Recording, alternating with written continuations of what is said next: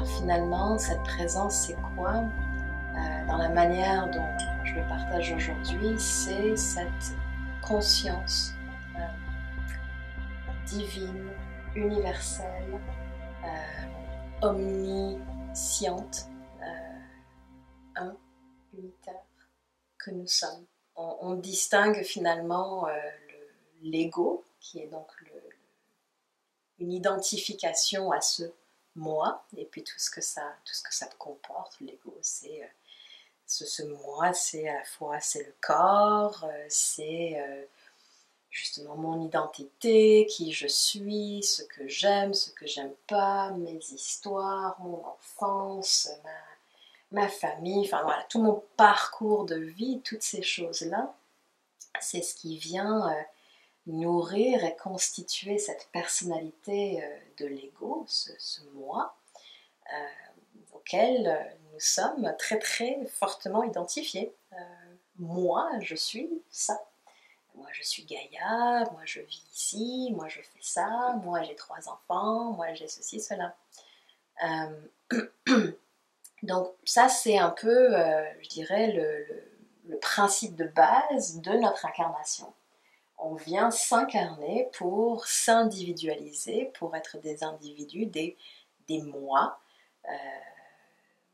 identifiés, j'ai envie de dire.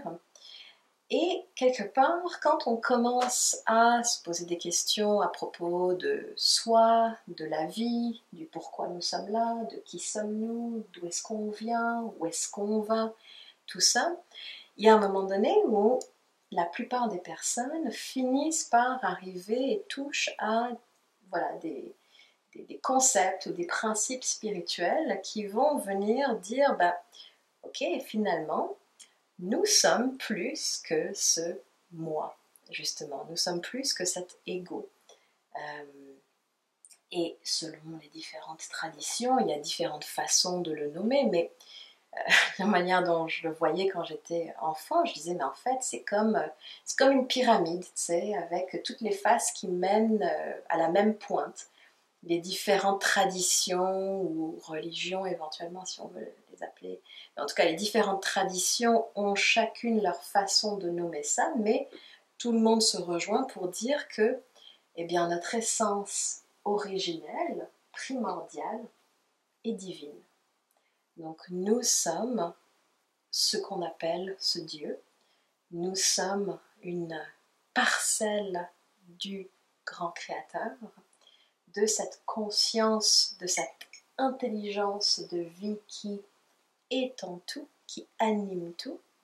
Et voilà, sauf que à travers notre incarnation, à travers notre vie finalement, eh bien, notre conscience s'est fragmentée, s'est séparée, s'est individualisée de manière à ce qu'on n'ait pas vraiment l'impression de faire partie de ce tout, d'être ce tout, mais d'être plutôt séparés et puis vraiment distincts les uns des autres et de tout.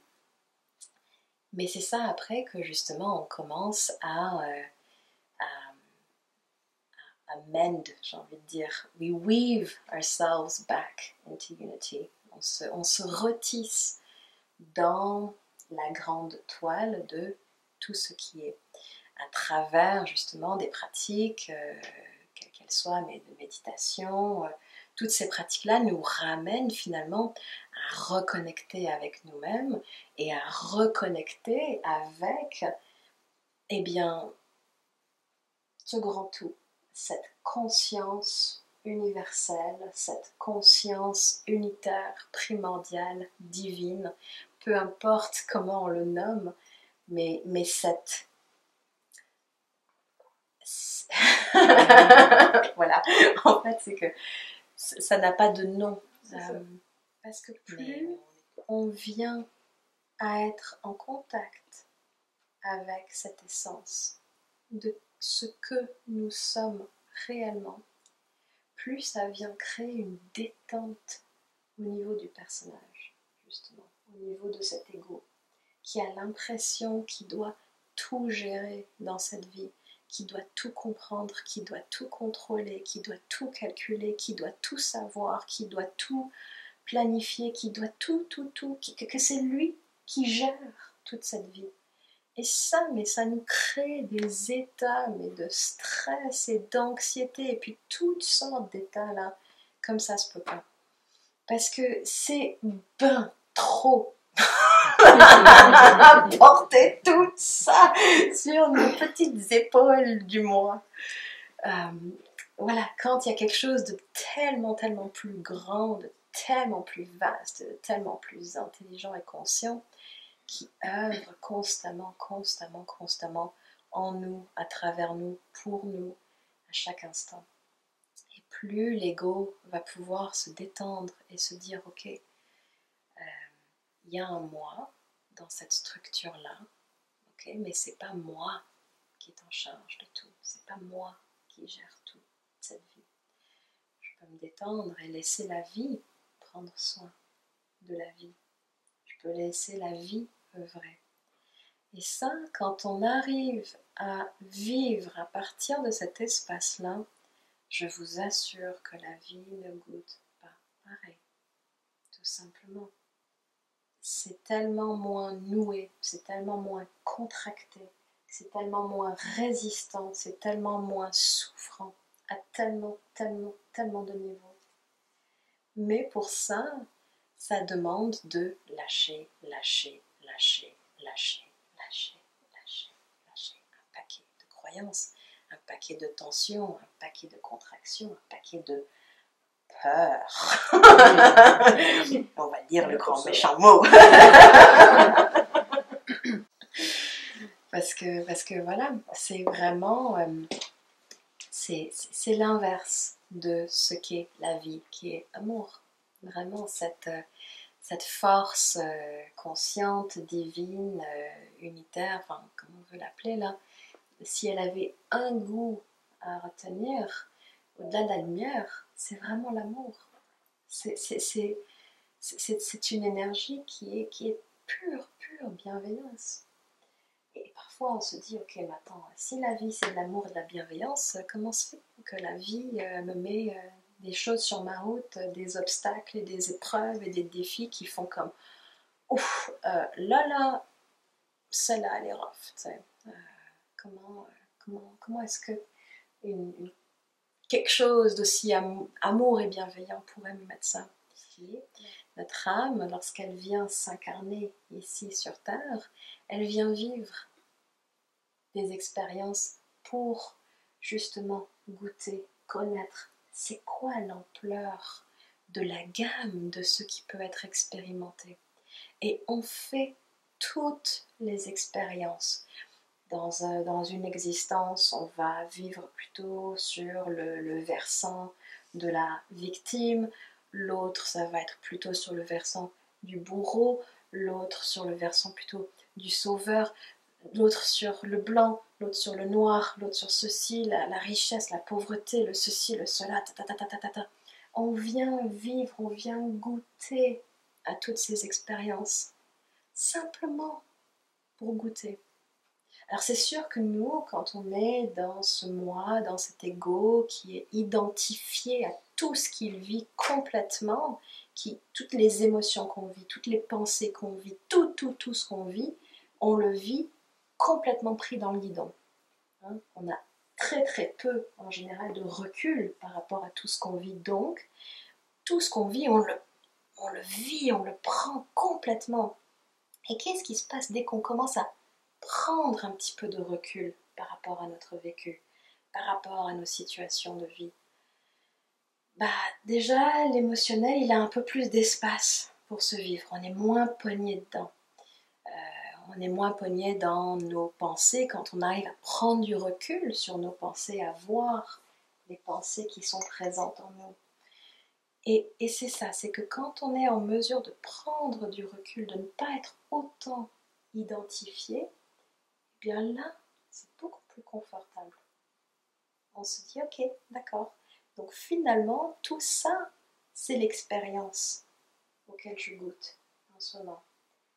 J'y goûte, mais je peux aussi le goûter en comprenant que c'est une expérience et que ça aussi, ça va passer. Et ça passe dans nos vies, on a des épisodes et à la fin de notre vie, quand notre âme repart, et bien voilà, elle a fait cette expérience-là, elle a goûté à ça et ça fait partie de son chemin d'évolution. Alors voilà, donc cette grande conscience, cette grande force qu'est l'amour, eh bien, elle nous donne toujours précisément ce dont on a besoin. Même si ce dont on a besoin, ce sont des grosses épreuves. Parce que j'imagine que tout le monde ici a dû vivre de belles grosses épreuves dans leur vie. Il n'y a personne qui est indemne de ça. Ça fait partie du contrat de l'humanité. C'est pour ça qu'on vient s'incarner dans une réalité aussi dense que le 3D dans lequel on est ici. Ça, c'est rien de plus dense. Mais voilà, donc les épreuves, tout le monde en vit. Après, qu'est-ce que nos épreuves viennent nous enseigner? Qu'est-ce qu'elles viennent nous montrer? Et c'est là le trésor. C'est là l'alchimie, c'est là l'amour. Quand on est en mesure de reconnaître qu'à travers ces épreuves, il y avait une pépite, il y avait un enseignement, il y avait quelque chose là pour nous amener soit à pardonner, soit à laisser aller, à accepter ou à aimer. Ça revient toujours à l'amour. Quand nos épreuves sont réellement complètement transcendées, transmutées, on revient toujours dans cet état d'amour et de paix. Et c'est ça que la vie nous offre à vivre. Donc, j'ai fait comme toute une grosse tangente. Je reviens sur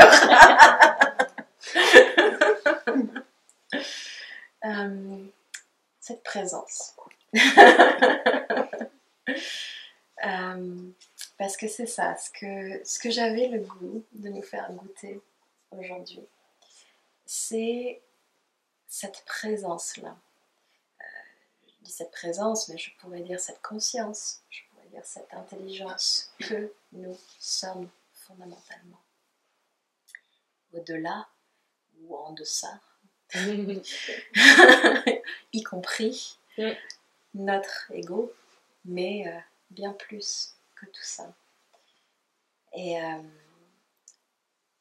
donc voilà, donc je vais nous inviter à une méditation pour aller goûter à ça. Et ensuite, on pourra parler encore un peu après, partager un peu comment on a vécu ça. Et puis voilà, est-ce que ça vous convient? Faut-tu que je visualise? Je me suis mis à comme tout analyser ce que j'étais en train de vivre, puis de faire, voir si je faisais ça correctement ou pas correctement. C'était vraiment... J'avais de la difficulté, puis... j'ai comme continué quand même le processus, m'en donné, ça l'a parti, puis m'en est rendu dans l'espace, et là, je me suis sentie comme archi légère. J'étais juste comme plus là, j'étais vraiment légère. Et moi aussi, ça, j'ai senti le nettoyage, comme tu le disais, là, c'était comme, OK, arrête de te poser mille et une questions à savoir si tout est correct ou pas correct. Fais juste vivre le moment présent comme tu le vis, puis c'est ça, mais tu sais, j'étais vraiment analysée, là. OK, ma conscience. C'est quoi ma conscience? J'étais vraiment dans ma tête. Mais c'est parfait que tu l'observes. C'est ça qui importe.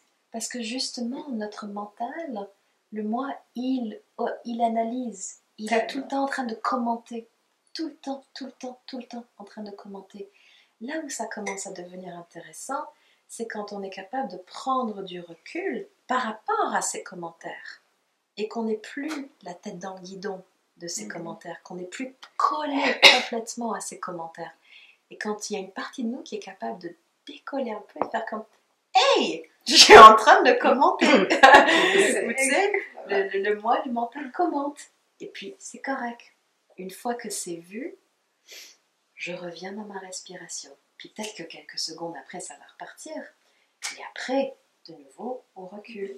Puis, tu sais, et on fait ça encore et encore, jusqu'à ce qu'on crée une marge de plus en plus grande, une latence de plus en plus grande, jusqu'au moment où, de nouveau, on est collé à notre commentaire.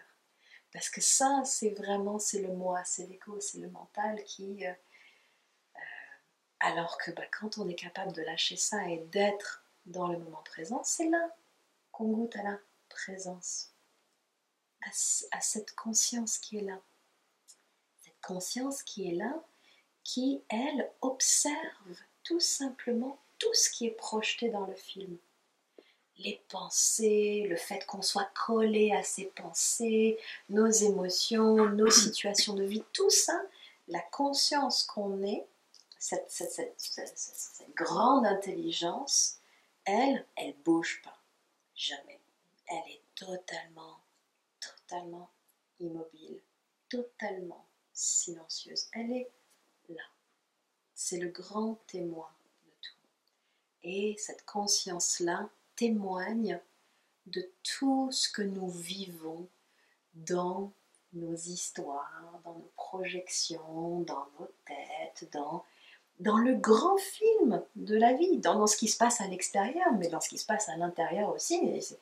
Le film de ce qui se passe à l'intérieur est souvent encore même plus c'est fantastique que ce qui se passe à l'extérieur. Mais cette conscience, elle observe tout ça. Et puis quand, justement, des moments où on est capable de revenir juste en présence, tout simplement, on est dans cet espace-là. Tout simplement, on revient à cette véritable nature que nous sommes. Nous sommes ça en permanence. C'est juste que nous, on est collés la plupart du temps à ce film, à ce scénario, à ce vécu qui fait que on est collé au personnage et au vécu. On n'est pas dans cet espace-là qui observe qu'il y a un personnage, il y a un moi qui est en train de vivre ça, qui est en train d'analyser, qui est en train de croire qu'elle est ces pensées-là qu'elle est en train d'analyser. Tu vois, c'est vraiment c'est cet espace-là